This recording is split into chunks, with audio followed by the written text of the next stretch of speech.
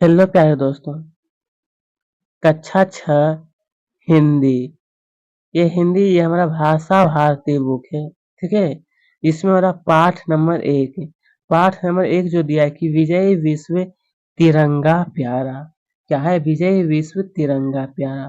तो प्यारे दोस्तों, इसमें हम लोग सभी प्रश्न उत्तर एक एक करके देखेंगे। जितने भी प्रश्नों का सभी, यहाँ तक कि सबसे पहले हम लोग देखेंगे और अभ्यास प्रश्न भाषा अध्ययन जो दिया वो भी हम लोग सोल्व करेंगे। ठीक है, तो चलिए हम लोग देखते हैं अभ्यास प्रश्न, जिसमें सबसे पहले हम सबसे पूछा गया था कि रिक्त स्थानों की पूर्ति कीजिए। सबसे पहला क्वेश्चन यही पूछा गया था कि रिक्त स्थानों की पूर्ति कीजिए। क्या है? सदा शक्ति। यहाँ पर आप सबको भरना है दोस्तों, सदा शक्ति बरसाने वाला। क्या भरना है? बरसाने। आगे प्रेम सुधा, यहाँ पर आपको क्या भरना है? सरसाने। ठीक है, सरसाने। चलिए मेरे साथ आप भी नोट कर सकते हैं। क्या है? स्वतंत्रता के यहाँ पर आपको भरना है दोस्तों, स्वतंत्रता के भीषण। क्या होगा? भीषण। ये आपको भरना है। उसके मिट जाए भय, जो कि यहाँ पर संकट आपको भरना है। तब होवे प्रण पूर्ण। प्रण यहाँ पर हो जाएगा दोस्तों प्रण पूर्ण। ठीक है, ये सभी आपको अच्छी प्रकार से भर लीजिएगा दोस्तों। चलिए अब आगे की ओर देखते हैं दोस्तों। यहाँ पर देखिए प्रश्न 2 में कहा गया है कि निम्नलिखित प्रश्नों के उत्तर लिखिए। निम्नलिखित प्रश्नों के उत्तर आपको बताना है, क्योंकि नंबर को में कहा गया है कि कवि कवि के अनुसार हमारा धैर्य क्या है। कवि के अनुसार, तो प्यारे दोस्तों उत्तर में आप सबको लिखना है कि कवि के अनुसार हमारा धैर्य पूर्ण स्वतंत्रता प्राप्त करना है। क्या है दोस्तों? हमारा धैर्य पूर्ण स्वतंत्रता प्राप्त करना है। नंबर खो पूछा गया है झंडे। क्या है? झंडे को ऊंचा रखने से क्या तात्पर्य? झंडे को ऊंचा रखने से उत्तर लिखना कि हमारा देश हमेशा ही शक्ति का प्रेरणा स्रोत, प्रेम रूपी अमृत से संचित करने वाला, मातृभूमि के लिए वीरों के तन मन से प्यारा है। इन्हीं कारणों, आगे लिखना है, इन्हीं कारणों से भारतवर्ष की विश्व में गौरवपूर्ण प्रतिष्ठा है। कवि चाहता है कि ऐसे ऐसे गौरवशाली देश का राष्ट्रीय झंडा तिरंगा सदैव ऊंचा ही रहे। कैसे?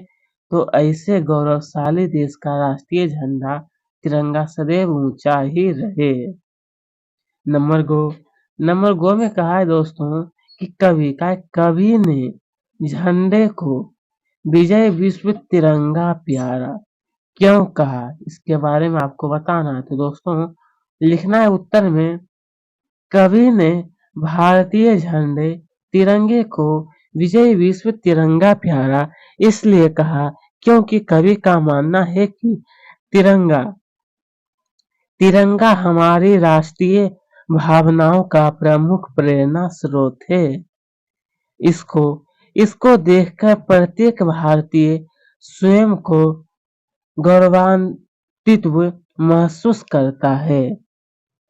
दोस्तों यहाँ पर है गौरवान्वित। क्या है? गौरवान्वित महसूस करता है। ठीक है, चलिए नंबर घ कवि वीरों को क्यों बुला रहा है। कवि जो है, तो इसके बारे में लिखना है कि कवि मातृभूमि को स्वतंत्र कराने के उद्देश्य से, कवि जो मातृभूमि को स्वतंत्र कराने के उद्देश्य से स्वयं के प्राणों की आहुति के लिए वीरों का आवाहन कर रहा है। ठीक है,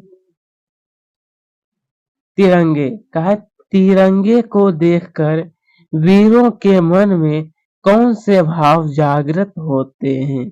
किसके मन में? तो तिरंगों को देखकर वीरों के मन में। तो इसके बारे में लिखना है कि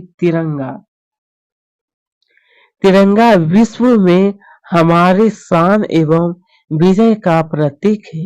यह वीरों के मन में शक्ति, जोश, आनंद एवं साहस के भावों का संचार करने वाला है।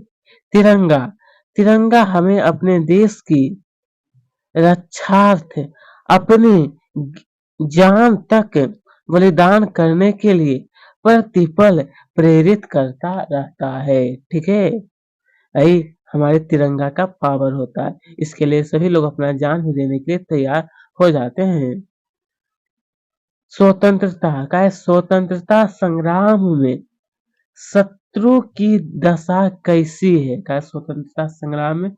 तो उत्तर में लिखना है कि स्वतंत्रता संग्राम में माँ भारती के वीर सपूतों के साहस व पराक्रम को देखकर शत्रु कांपने लगते हैं। क्या? तो शत्रु जो होता है वो कांपने लगते हैं। आगे देखते हैं दोस्तों, प्रश्न थ्री में कहा गया है कि निम्नलिखित पंक्तियों का भाव स्पष्ट कीजिए। मतलब दोस्तों ये हमारा क्या है, पंक्ति दिया गया है। यह पंक्ति है कि मातृभूमि का तन मन सारा, झंडा ऊंचा रहे हमारा। खून दिया कि स्वतंत्रता के भीषण रण में लखकर जोश बढ़े छन छन में। दोस्तों इसका क्या आपको भाव स्पष्ट करने के, हालांकि यह ज्यादा कोई जरूरी भी नहीं है। अगर आप नहीं भी बनाएंगे तो कोई दिक्कत नहीं है। ठीक है, अगर आप बनाना चाहते हो तो आप बुक से भी बना सकते हैं, बहुत ही आसान है। हालांकि आप इसे छोड़ भी सकते हैं, कोई दिक्कत नहीं। यहाँ पे भी देखते हैं दोस्तों, उत्तर में कहा है कि संपूर्ण पद्यांशों की व्याख्या देखें। इसको छोड़ ही दीजिएगा, कोई ज्यादा जरूरी नहीं है। आगे देखते हैं भाषा की बात जिसमें कहा गया है दोस्तों, यहाँ पर कहा गया है कि भाषा की बात। इसमें प्रश्न 1 में कहा है निम्नलिखित शब्दों का शुद्ध उच्चारण कीजिए। नीचे आप सब देखते हैं कुछ शब्द दिया गया है जिसको आपको शुद्ध उच्चारण करना है। तो चलिए मेरे साथ आप भी एक बार रीडिंग दे दीजिएगा। स्वतंत्रता, मातृभूमि, निर्भय, निश्चय, धैर्य, प्रण। यहाँ पे आप देखते हैं अपने अध्यापक महोदय की सहायता से अपने कक्षा में शुद्ध उच्चारण कीजिए और अभ्यास कीजिए। यह कोई खास जरूरी भी नहीं है। आगे देखते हैं प्रश्न 2 में कहा गया है कि निम्नलिखित शब्दों की वर्तनी। यहाँ पर आपको कहा गया है कि वर्तनी। दोस्तों आपका जो क्वेश्चन पूछा गया उसमें क्या है कि ये जो शब्द दिया है यह शुद्ध रूप से लिखा हुआ नहीं, इसको शुद्ध करके आपको लिखना है। इसे पूर्ण जो यहाँ दिया है इस ये हमारा शुद्ध हो जाएगा पूर्ण। क्या होगा? पूर्ण।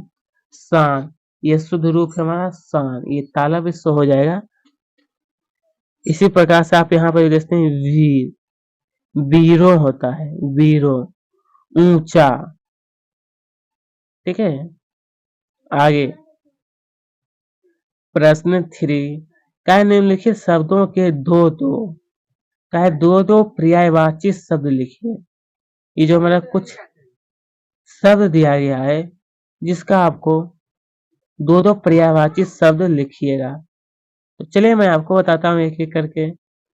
सुधा, सुधा का मतलब होता है अमृत या फिर अमी, अमृत या फिर अमी। विश्व, तो विश्व का हो जाएगा जगत या फिर संसार। ठीक है दोस्तों, पर्यायवाची का मतलब होता है कि उसी तरह का शब्द, उसको हम लोग और क्या बुला सकते हैं। ठीक है, बस वही होता है। जैसे कि हम लोग जल को हम लोग पानी भी कहते हैं, यही हमारा पर्यायवाची कहलाता है। ठीक है, जैसे कि झंडा, झंडा को हम लोग ध्वज भी कहते हैं और पताका भी कहते हैं। माता को हम लोग क्या कहते हैं? जननी भी कहते हैं और माँ कहते हैं। इसी प्रकार से आप यहाँ पे देखिएगा शत्रु, शत्रु को हम लोग वीरी और अरी कहते हैं। तन को हम लोग देह और शरीर कहते हैं। देखिए एक सेकंड रुक जाएगा। देखिए प्रश्न 4 में कहा गया है कि निम्नलिखित शब्दों के विलोम। विलोम का मतलब होता है दोस्तों उल्टा शब्द। ये जो कुछ हमारा शब्द दिया है इसका विलोम लिखना है। तो चलिए स्वतंत्र का हो जाएगा मेरे दोस्त परतंत्र, शत्रु का हो जाएगा मित्र, शत्रु का मित्र, नीचे का हो जाएगा ऊपर, नीचे का ऊपर, और विजय का हो जाएगा पराजय। विजय का क्या होगा? पराजय। बस सही आपको लिखना था। ठीक है, मात्र 4 शब्द दिया गया था। तो प्यारे दोस्तों, आज का ये वीडियो हमारा यहीं पर समाप्त होता है। आपको कैसे लगे तो कमेंट में जरूर बताइएगा। तो आज का ये वीडियो हमारा यहीं पर समाप्त होता है। अब हम लोग अगले वीडियो में मिलेंगे। धन्यवाद।